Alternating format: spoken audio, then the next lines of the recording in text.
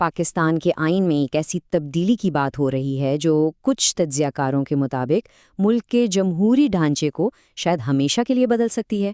تو آج ہم 27ویں آئینی ترمیم کا جائزہ لے رہے ہیں، یہ سمجھنے کے لیے کہ آخر اس پر اتنی بحث کیوں ہو رہی ہے۔ یہ کوئی معمولی تبدیلی نہیں، یہ ہماری نازک جمہوریت پر بڑا حملہ ہے۔ سوچئے، اس بات سے ہی اس پورے تجزیے کا آغاز ہوتا ہے، اور یہ بات بالکل صاف کر دیتی ہے کہ معاملہ صرف کچھ قانونی الفاظ کا نہیں بلکہ ملک کے مستقبل کی سمت کا ہے۔ آئیے دیکھتے ہیں کہ اس ترمیم میں آخر ہے کیا جو اتنی بڑی تشویش کا باعث بن رہا ہے۔ تو سب سے پہلے یہ 27ویں ترمیم ہے کیا چیز؟ سادہ لفظوں میں یہ ایک ایسا بل ہے جو کابینہ سے منظور ہو چکا ہے اور سینٹ میں بھی پیش کر دیا گیا ہے، اور اس کا مقصد ہے ریاست کے دو سب سے طاقتور ستونوں یعنی عدلیہ اور مسلح افواج کے اختیارات کی ایک نئی تعریف کرنا ہے۔ اس تجزیے کے مطابق اس ترمیم کے پیچھے 4 بڑے مقاصد نظر آتے ہیں۔ پہلا، عدلیہ کو ایگزیکٹو کے ماتحت کرنا۔ دوسرا، اعلیٰ فوجی قیادت کو ان کے کاموں کے لیے زندگی بھر کا قانونی تحفظ دے دینا۔ تیسرا مقصد، وہ طاقت جو پہلے سے استعمال ہو رہی ہے اسے باقاعدہ آئینی شکل دینا۔ اور چوتھا، ان تمام تبدیلیوں کو آئین میں اس طرح سے محفوظ کرنا کہ انہیں مستقبل میں کوئی چیلنج ہی نہ کر سکے۔ یہ چاروں مقاصد مل کر ایک ایسی تصویر بناتے ہیں جس میں طاقت چند ہاتھوں میں جمع ہوتی نظر آ رہی ہے۔ اچھا، تو سوال یہ ہے کہ یہ مقاصد حاصل کیسے کیے جائیں گے؟ بل میں فوجی اور عدالتی دونوں ڈھانچوں میں کچھ بہت ہی ٹھوس اور اہم تبدیلیاں تجویز کی گئی ہیں۔ آئیے پہلے فوجی کمانڈ میں جو تبدیلیاں لانے کی بات ہو رہی ہے ان کو دیکھتے ہیں۔ یہ سلائیڈ موجودہ اور نئے مجوزہ فوجی نظام کا فرق بالکل صاف دکھا رہی ہے۔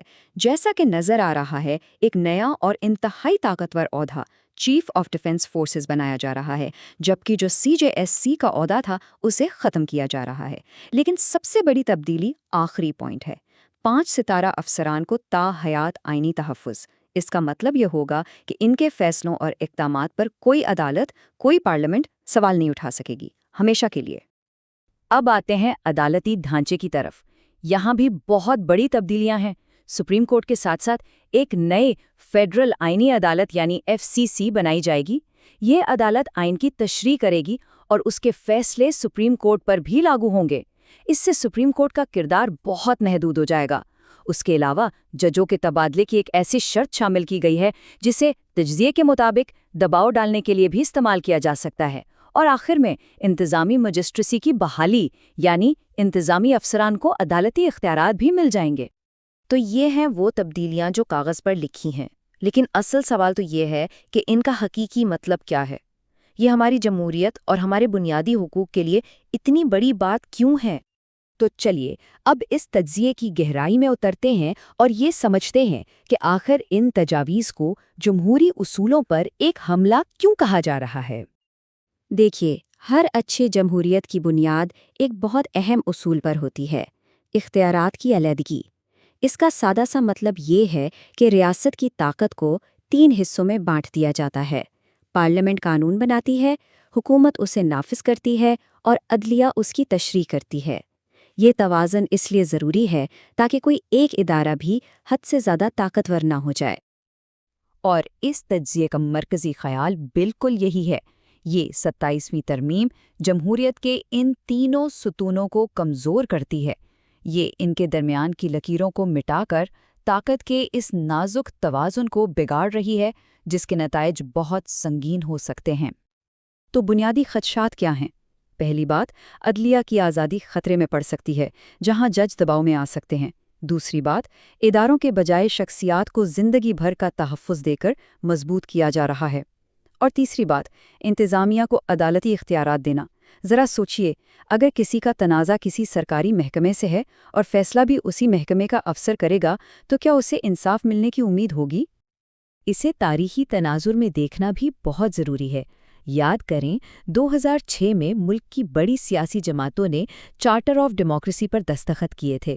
مقصد تھا کہ طاقت اداروں کو دی جائے اور آمریت کے راستے بند ہوں۔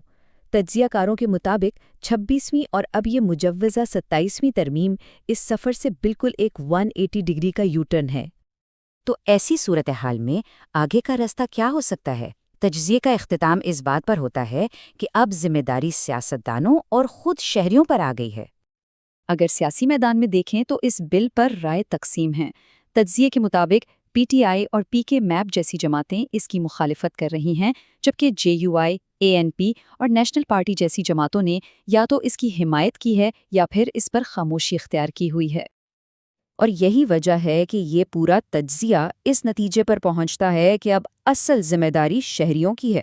یہ وقت ہے اپنے منتخب نمائندوں سے سوال کرنے کا کہ وہ اس بل پر کہاں کھڑے ہیں اور کیوں کھڑے ہیں۔